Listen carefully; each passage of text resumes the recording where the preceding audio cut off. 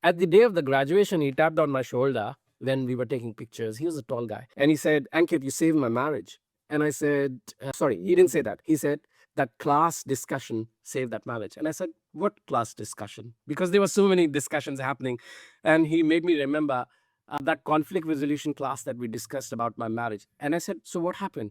And he said, it's funny. And I said, tell me. So he said, we were so much in love that we were coming from the position or predisposition of care for each other, and we were thinking that the other person is not understanding how much we care. So that was their competing. So over the period of 1 year, they started avoiding each other. He comes late from office, they don't talk much, all those, not go on holidays. And he said that we ended up just one thing, that he shut up and he asked her a question. So, and that changed the whole perspective. I'm not saying it's easy, but he made that effort.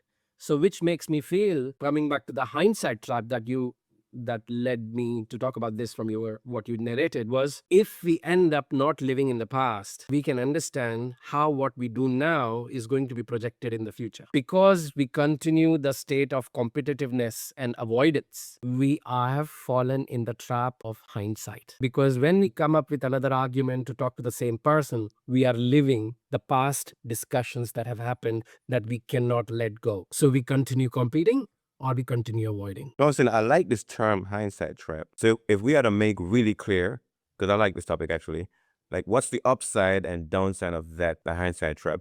Because you speak about it in a relationship. I'm wondering where does it show up that we have these students have such a difficult time with? It's a very interesting question.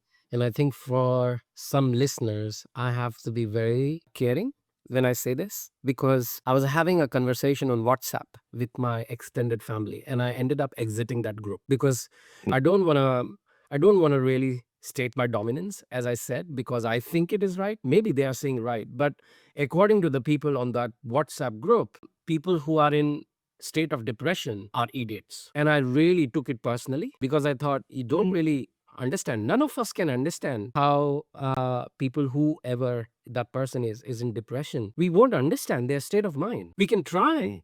It's like, have you ever bought a new leather shoes, Asher? Have you heard this phrase ever, that the shoe is biting me? We use squeezing, but okay. Squeezing. Okay.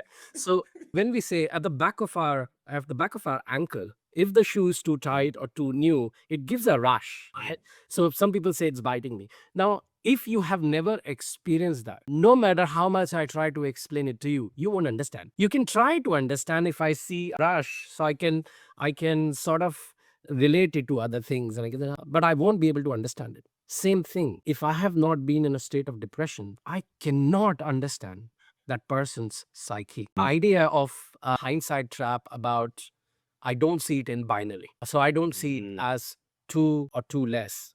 It's very challenging for me to make sense of these adjectives, if I can say. Love me more. I have no idea what more is. Either I love you or I don't love you. You have to do it a lot. I have to do it. What do you mean by a lot? So I think we humans are emotional beings. We end up emphasizing things a lot.